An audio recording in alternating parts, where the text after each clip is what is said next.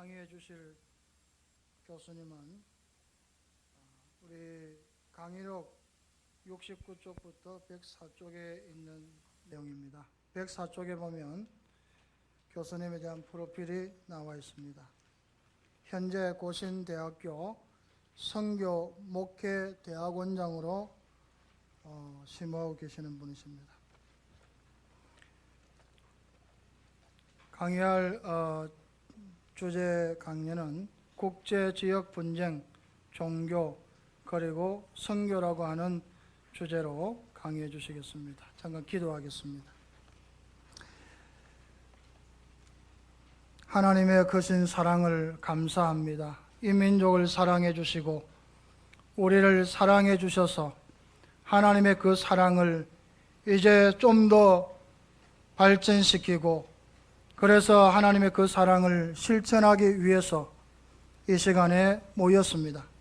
주님, 우리에게 성령으로 강하게 역사해 주셔서 하나님의 진리를 바로 깨닫고 바른 선교 전략을 통해서 세계 선교에 하나님의 영광을 드러내기에 부족함이 없도록 축복해 주시옵소서. 특별히 강의할 교수님을 축복해 주시고 영육간에 강건하게 하여 주옵소서. 하나님의 능력으로 역사하여 주시옵소서. 우리 주 예수님 이름으로 기도 올리옵나이다. 아멘. 우리 교수님 나올 때 박수로 환영하겠습니다.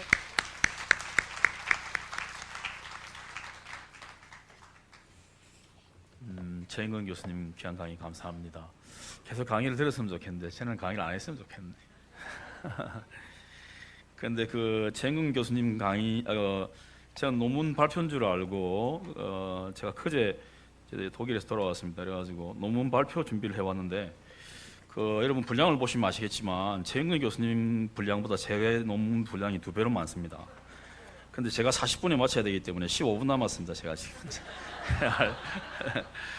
그래서 지금 어떻게 할지 모르겠는데 여러분들 이 내용들을 한번 읽어보시기 바랍니다. 뭐 내용은 많지만은 읽어보는 데는 별로 어렵지 않습니다. 읽어보시면 되니까 개략적인 부분을 제가 잠깐 말씀을 드리고자 합니다. 엊그제 거기 전광열 씨가 나오는 Road to Hope이라는 그 제목의 드라마가 아니고 거기 라이베리아를 방영한 분 그게 나왔는데 혹시 보신 분 계십니까? 예, 한 분이 계시는데 그게 보면 여러분 거기 보시면 라이베리아 나라가 어떤 나라인가 하니까 미국의 이전에 그 1810년도에 ABC FM이라는 미국 해외 선교 위원회라는 게 설립이 됩니다. 미국의 최초의 선교 단체라고 할 수 있죠. 그러니까 우리 개신교 최초의 선교 단체는 데니쉬 할레 미션이라 해가지고 덴마크 할레 선교회라고 할레 대학이 설립되고 난 이후에 동인도 회사가 3억으로 인도에 이제 이 사원들을 파견할 때 거기에서 이제 찌겐 발크라든지 프리차우라든지 이런 분들을 갖다가 이제 3억으로 같이 보냈어요. 그때 이제 할레 대학 출신들이 선교사로 파송되면서 조직된 것이 데니쉬 할레 미션인데 미국에서는 1810년에 세뮤엘 밀즈라는 사람에 의해서 이제 형성된 ABC FM이라는 선교단체가 최초의 이제 선교단체라고 볼 수 있어요. 그런데 여기 세뮤엘 밀즈라는 분이 ABC FM이라는 미국 최초의 선교단체를 만들긴 했지만은 또 한 여러 가지 일 중에 하나 뭔가 하니까 흑인들을 해방해서 그 흑인들을 갖다가 아프리카로 보낸 일을 했어요. 그래서 흑인들을 이제 해방된 흑인들을 모아서 아프리카로 데리고 가서 아프리카 서해안에 라이베리아 나라를 만들어서 거기다가 그 흑인들을 풀어줬다고요. 그래서 아프리카 최초의 공화국으로 설립된 곳이 이제 라이베리아라는 곳입니다. 라이베리아 자유의 땅이라는 곳이죠.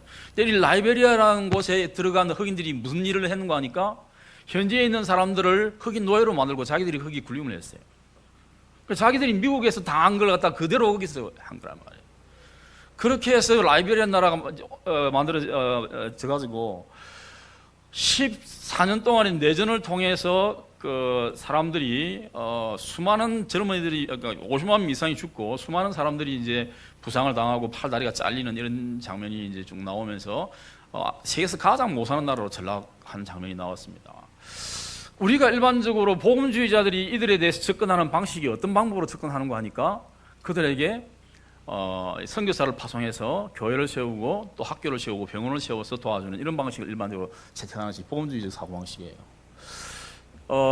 우리 금방 최현근 교수님께서 여러 가지 이제 좋은 이야기를 많이 해주셨고 또 우리 안일 교수님께서 전문인 선교에 대해서도 이야기를 해주셨는데 우리 한국 교회 교인들이 가지고 있는 아주 심각한 문제 중에 하나가 뭔가 하니까 이원론적 사고방식이에요. 교회는 하나님이 일을 하는 것이고 세상은 죄에 빠진 곳이라는 이런 이원론적 사고방식이에요. 그래서 교회에 하는 일은 거룩한 것이고 세상에서 하는 것은 세속적이고 속된 것이라고 보는 사고방식이에요. 그런데 1974년도 로잔 대회에서 열린 제1차 복음주의 선교대회에서 열린, 그러니까 다시 말하면 제1차 복음주의는 아니라 제1차 로잔 선교대회에서 열린 결론이 뭔가 하니까 존 스타트가 주도로 해서 열린 선교 신학이 전개된 것이긴 했지만 제가 볼 때는 가장 성경적인 선교 신학의 접근 방법이라고 생각하는데 선교라는 것은 전통적으로는 마태복음 28장 18절에서 20절에 나오는 지상 명령만을 선교라고 규정했지만 존 스타트는 그 반대되는 개념으로 에큐메니칼 진영에서 많이 이야기한 게 뭡니까? 이 사회에 팽배한 부조리가 엄청 많은데 왜 그걸 눈 감고 있느냐 교회가 이렇게 이야기를 많이 했거든요. 제가 지금 말씀드리고 하는 건 뭔가 하니까 지금 에큐메니칼 진영에서 이야기하고 있는 사회 참여라는 개념과 복음주의에서 이야기하고 있는 복음 전도라는 개념, 전통적으로 복음을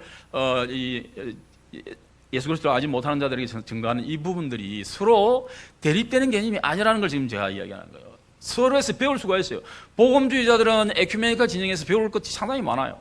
에큐메니칼 진영에서는 복음주의에서 수용하고 있는 복음의 핵심을 받아들여야 할 의무가 있다고 해요. 상호간에 배워야 할 점이 상당히 많은데 이 두 가지가 서로 싸운단 말이에요. 양칼이 싸웁니다. 에큐메니칼, 에반젤리칼, 양칼이 싸운단 말이에요. 지금 이제 양칼이.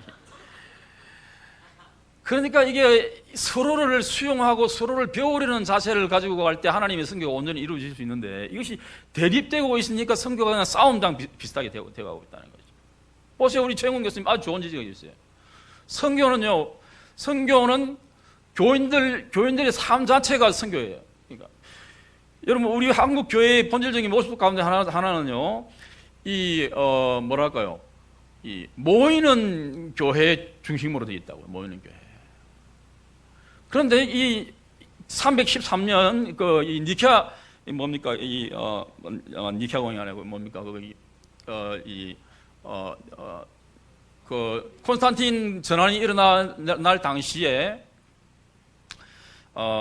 교회 그 이전의 교회와 그 이후의 교회의 기본적인 차이점은 뭔가 하면요. 아까 최영 교수님 이야기했듯이 콘스탄틴 이전에는 Church is mission이었어요. 교회가 그냥 선교였습니다. 그렇죠? 콘스탄틴 이후의 교회에서는 어떤 일이 벌어지냐면 Church has mission입니다. 그러니까 교회는 선교를 한 기능으로 가지고 있는 것으로 이렇게 바뀌게 됐단 말이죠. 그러니까 초대교회 우리가 성경을 읽어보면 모든 교인들은 다 흩어져서 하도 흩어지지 않으니까 하나님께서 박해를 통해서 심지어는 흩어지게 만들어서 복음을 전하게 만들었는데 흩어지는 우리 개인이 다른 뭐냐면 흩어지는 교회란 말이에요. 흩어지는 교회. 그런데 우리 한국 교회 본질은 지금 자꾸 모이는 교회가 되고 있다고 그래요. 그래서 제가 지난번 부산 세계 선교 대회 할 때도 제가 그런 이야기 했습니다. 제가 논산할 때 그런 이야기 했어요. 서울의 모 교회가 5,100억을 들여가지고 교회를 짓는다 그랬는데 그 교회를 짓는 순간 한국 교회는 망한다 그랬습니다. 그런데 삽질을 했다 그래요. 이미 삽질했다고 나오더라고요. 신문에 보니까. 그러니까 아까 최영 교수님도 이야기하셨죠. 이거 안 지면 안 된다 그랬는데 나는 안 지면 안 된다고 생각하는 주장인데 시작하더라고 보니까 어쨌든 간에.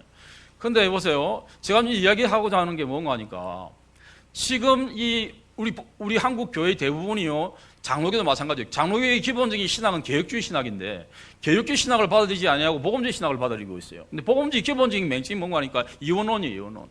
세상과 이 교회를 구분해요. 그래서요. 이 세상을 교회는 거룩한 곳이고 세상은 속된 곳으로 보는 이런 식의 사고방식인데 그렇지 않습니다. 여러분. 전문인 선교로는 아까 우리 안희일 교수님 이야기하신 전문인 선교는요, 세상을 하나님의 선교의 장으로 볼 때 그 전문인 선교가 이렇게 발생하는 것이에요. 세상을 속된 곳이고 죄악이 가득한 곳으로만 봐서 안 된단 말이에요. 하나님의 피조물로서 세상을 바라봐야 한단 말이죠. 그래서 여러분, 하나님께서 여러분에게 주신 모든 직업은 다 그렇게 한 것이에요. 그 직업이 뭡니까? 이제는 그냥 단순한 콜링이 아니라 콜링이 되는 거예요. 그러니까 소명이 되는 거란 말이에요. 소명이 더 콜링이 된단 말이죠. 그래서 여러분들이 가지고 있는 모든 일이 다 이제는 하나님의 선교의 도구로 사용되는 것입니다. 그 자체가 선교입니다. 그래서 지금 루트가 이야기하고 있는 두왕국 사상을 중심으로 한 개념에서는요, 교회는 이 영적인 부분을 다스리고 국가는 세속적인 부분을 다스린다는 이런 식의 사고방식이 복음주의 내에 깊숙이 자리 잡고 있어서 이 교회가 세속을 이제 멀리하려는 이런 경향이 계속 생기면서 이원론적인 사고가 우리 한국 교회에 아주 뿌리 잡히게 되었어요. 제가 의도적으로 국제 지역 분쟁이라든지, 원래는 제가 지금 이 논문은요, 작년에 제가 선교학회와 한국 복음주의 선교학회에서 공동으로 발표한 논문이기 때문에 참 내세울 게 없어요. 지금 내세울 게 없는데, 원래 지금 제가 쓰려고 했던 논문이 세계화의 과정에서 나타나는 갈등과 선교라는 제목이 있습니다. 근데 너무 연구를 하다 보니까 분량이 많아가지고 다 못해서 아마 이번 여름 동안 다 해가지고 책을 내야 될 것 같아요. 그래야 될 것 같은데, 지금 제가 왜 지금 세계화를 연구하려고 그러고 국제 지역 분쟁을 연구하려고 그러고 왜 이걸 이야기하려고 하니까 교회가 이런 데 관심을 가져야 한다는 것입니다. 교회는 세상과 분리된 곳이 아니라는 것이에요. 그래서 이 존 스타트는 창세기 1장 28절에 나타나 있는 문화 명령과 플러스 창세기 마태복음 28장 18절에서 20절에 나타나는 이 지상 명령이 다 선교다 이렇게 봤습니다. 그래서 이걸 갖다가 the whole gospel이다, 이제 총체적인 선교다 이렇게 이제 통전적인 선교다 이렇게 얘기를 하는데, 어쨌든 우리가 지금 국제 지역 분쟁이라든지 세계화, 여러분 보세요. 지금 보세요. 1998년도 한국의 금융위기가 나타났죠. 2008년도에 지금 세계 금융위기가 나타났어요. 지금 보세요. 앞으로 주기를 점점 짧게 해가지고 세계적인 이 위기가 점점 나타날 거예요. 왜 이런 위기가 나타납니까? 세계화 때문에 그렇거든요. 돈이 마음대로 왔다 갔다 한다고요. 지금 하루에 1995년 당시에 하루에 왕래하던, 세계화 이후에 왕래하던 돈이 5조 달러였어요. 지금은 50조가 넘어요. 50조라 그러면요, 우리 한국 GDP의 50배입니다. 한국이라는 나라를 갖다가 한순간에 마음만 먹으면요, 국제 헤지 펀드들이 하루 만에 난리버릴 수 있는 시스템이 됐단 말이에요. 그만큼. 그러니까 이런 부분에 있어서 우리 한국 기독교인들이 너무 눈을 감고 있다고. 예를 들어 보세요. 지금 이제 3년이 지나면 2013년도에 미국에 지금 이제 의료보험이 이제 본격적으로 시작되는데, 지금 거지 같은 나라가 이제 의료보험을 시작한다 그래요. 의료보험을 이제 시작하는데 미국에 의료보험이 없는 사람들이 9천만 명이 있습니다. 9천만 명. 그러니까 이 사람, 여러분 혹시 거기 뭡니까? 거기 그게 뭐죠? 내가 갑자기 앞에 사람 많은 데 서니까 정신 하나도 없는데, 거기 무어라는 분이 찍은 영화 뭡니까? 거기 보면 손가락이 잘렸는데, 손가락 중에서 두 개가 잘렸는데 병원에 가니까 앞 손가락을 붙이는 데는 600만 불, 뒤에는 300만 불 하니까 어느 걸 붙이겠습니까? 이렇게 물어보더라고요. 손가락에. 그 정도로 의료보험이 안 된 나라예요. 그런데 그게 어쨌든 오바마가 정리이 되면서 의료보험이 이제 시행이 돼요. 2013년부터 시행이 되는데요. 그 조항에 보면 뭐가 내용이냐면요, 생체 칩을 넣는 문제가 지금 제기가 되고 있어요. 생체 칩을 넣는데, 생체 칩을 안 넣을 경우에 이제 환자들 보호 차원에서 한다고 그러는데, 생체 칩을 안 넣는 경우는 벌금을 부과해요. 첫 해는 12불, 그 다음 해에는, 두 번째 해에는 24불, 세 번째 해에는 65불, 네 번째 해에는 650불, 다섯 번째 해에는 구속가 돼요. 여러분, 지금 현재 세계에서 가장 많이 연구되는 부분은 뭡니까? 뇌의학이에요, 뇌의학. 뇌가 심장과 어떻게 연결되어 있는가, 이런 부분을 연구하는 것이 가장 중요한 문제로 등장하고 있는데, 만일 아주 부드러운 생체 칩을 갖다가 심장과 연결되어 있는 뇌에 넣어버리면 어떻게 되겠어요? 사람 마음을 마음대로 조정을 해버리지. 그런 문제가 등장하는 거지. 그래서 기독교인들이 이런 부분에 대해서 맹추들이에요. 아무 말도 못하고 있어요, 지금 현재. 왜? 기독교인은 교회에서 열심히 봉사하면 된다. 이 사고방식이 가지고 있어요. 그래서요, 목사님들도요, 교인들을 갖다가 교회에만 묶고 들어가고 그래요. 자꾸만. 교회 지금 현재 마치 루트가 바빌론의 포로가 된 교회라는 책을 썼듯이 지금 현재 이 교인들을 갖다가 교회의 포로로 잡아놓으려고 하고 있어요. 지금 현재 교인들을 갖다. 그렇지 않습니다, 여러분. 교인들은 흩어지는 교회로서 세상 속에 나와서 빛과 소금으로서 역할을 해야 하는 존재가 교인이란 말이에요. 지금 현재.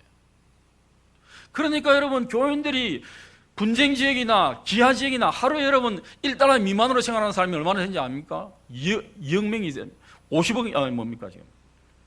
거의 지금 현재 69억의 인구 중에서 2억이 1달러 미만으로 지금 생활하고 있습니다.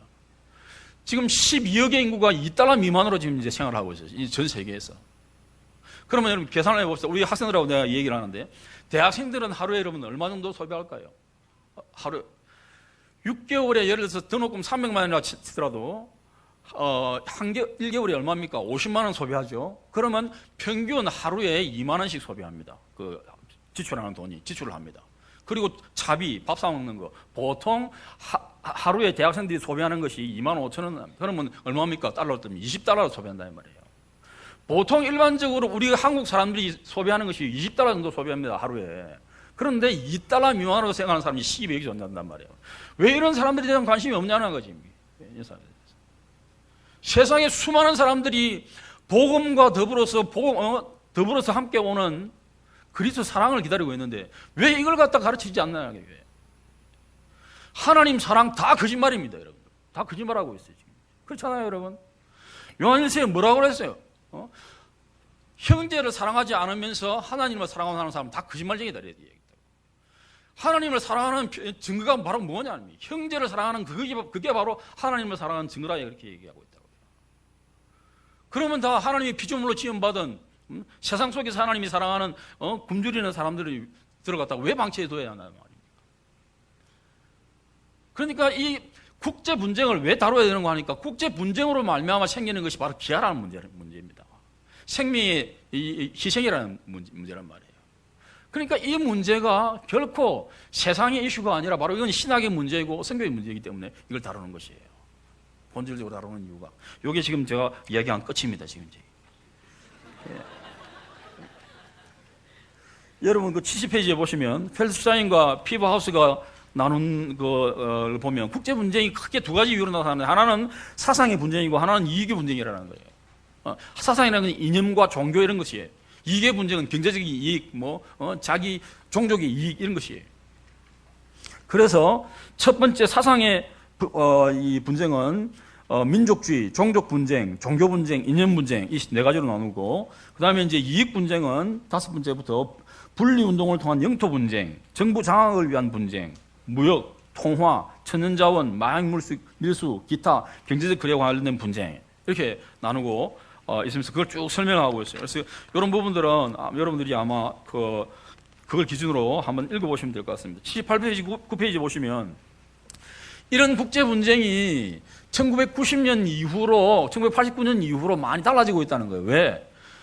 구소련이 무너지면서 양대 축을 이루고 있던 양극화 현상 이 체제에서 한 축이 무너졌단 말이에요. 그러면서 다극 체제로 되면서 국제 분쟁이 더 심하게 일어나고 있다는 것입니다. 오늘날 세계에서 그 얘기를 지금 하고 있다고. 자, 쭉 넘어가서 보시면 지금 81페이지에 국제 분쟁의 지역 상황을 한번 보십시오. 퀸시 라이트 같은 경우는 1970년까지 그 15세기부터 5만 명 이상 군대가 동원된 전쟁이 311건이고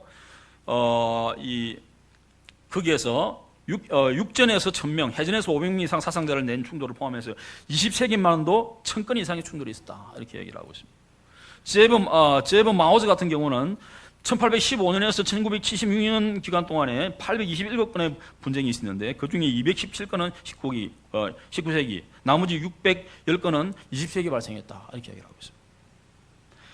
이런 식으로 분쟁이 시간이 지남에 따라서 옛날에 사회복음을 이야기하던 라오션 부시 같은 사람들은 점점 사회가 유토피아로 나아갈 것이다 제가 예측을 했지만 그렇지 않다는 거죠. 점점 전쟁이 많아지는 시대로 나아가고 있다는 것입니다. 한번 쭉 읽어보시기 바랍니다.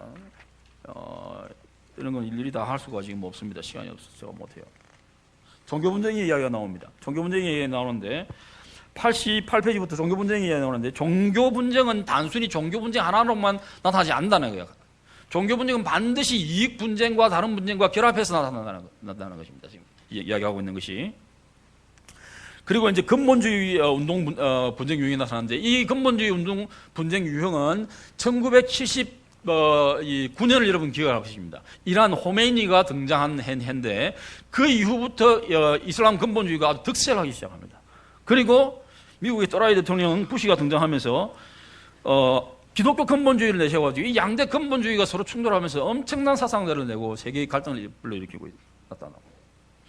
그리고 세 번째 등장하고 있는 것이 이제 종족과 근본주의 결합 분쟁 유형입니다. 그러니까 종족 분쟁과 이 근본주의가 서로 맞물려 가지고 나타나는 것이고, 복합 종교 분쟁 유형이 네 번째로 등장합니다. 요걸 나타내고 있는 것이 어느 하니까 94페이지 나타내는 표입니다. 여러분 보세요. 예를 들어서 여러분 요즘 한참 이야기가 많이 되고 있는 키르기즈 내전을 한번 봅시다. 키르기즈 내전. CIS 안에 보면 키르기즈 내전이 있죠. 이 키르기즈 내전은 종교 분쟁과 이념 분쟁과 종족 분쟁과 정쟁과 탈냉전이 5가지 요인이 결합된 분쟁이다 이 말이에요. 그러니까 한 가지 원인으로 나타난 분쟁이 아니라 여러 가지 원인이 동시다발적으로 결합돼 가지고 분쟁이 나타난다는 것입니다. 자, 그러면 95페이지 국제 분쟁과 선교는 어떤 의미를 가지고 있느냐?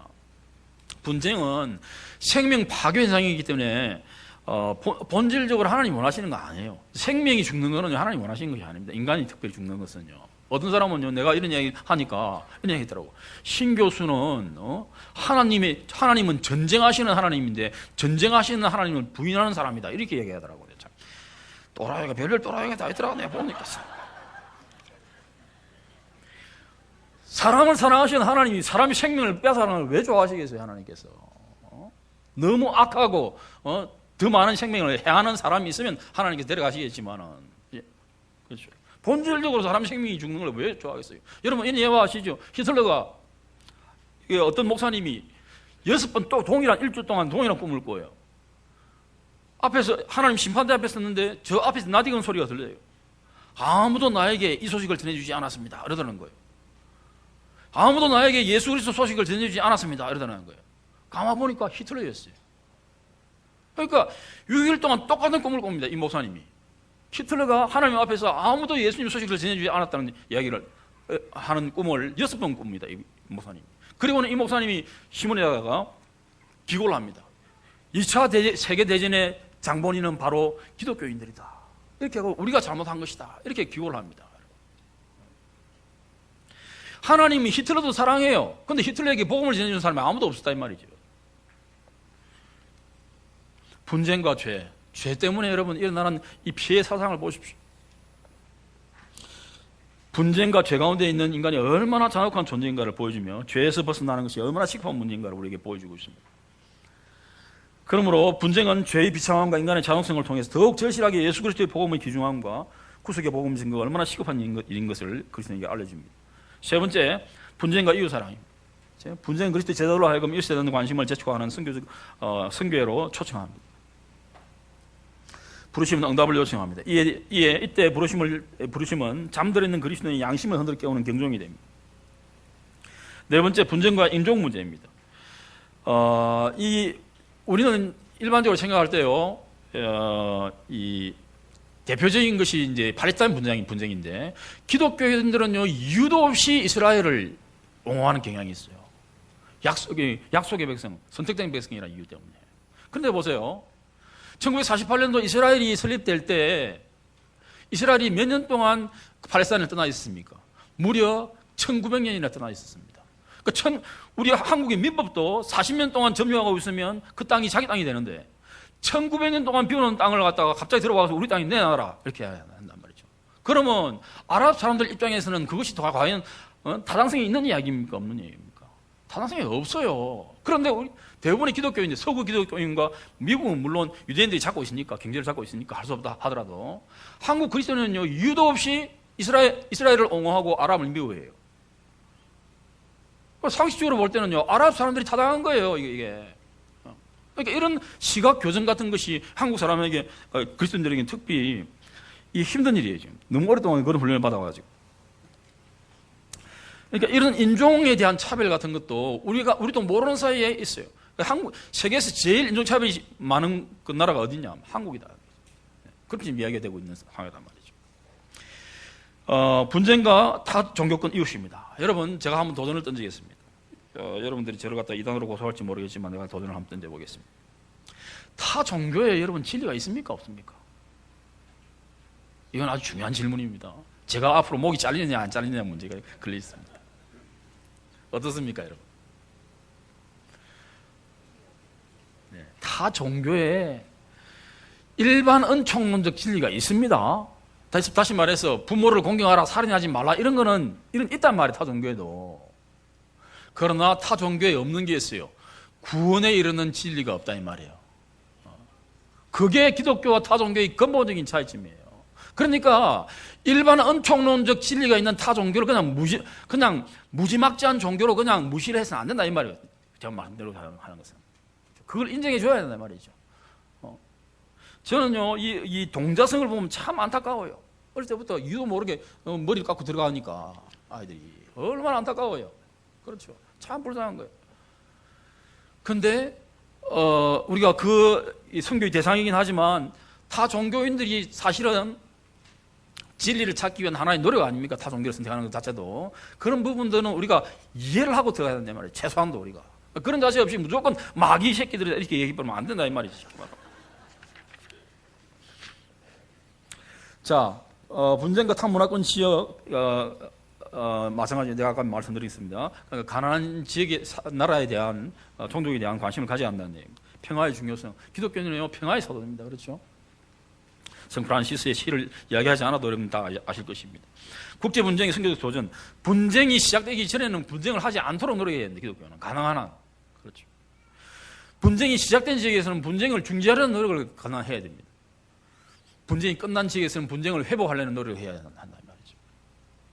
그래서 우리가 이런 기독교인들의 긴급 구호나 전쟁 고아를 돌보고 그리고 그걸 복구하는 사업에 적극적으로 동참하는 것도 귀중한 선교적인 활동이라고 볼 수 있다는 것입니다. 그리고 마지막으로는 지속적인 세계 평화의 선도를 기독교인이 담당해야 한다. 이 점을 이야기하고 싶습니다. 새도 10분이 넘겼습니다. 미안합니다. 네. 잠깐 한번 제가 기도하고 마쳐야 됩니까? 예, 우리 고신대는 기도하고 마치기 때문에 기도하고 마치도록 하겠습니다. 감사합니다. 주님, 짧은 시간이지만 우리가 분쟁과 선교에 대해 살펴봤습니다. 우리가 성경적 사고방식과 또 세계관을 가질 수 있도록 도와주시옵시고 하나님 마음을 깊이 바르게 읽는 자들 될 수 있도록 인도하여 주옵소서. 예수님의 이름으로 기도드리옵나이다.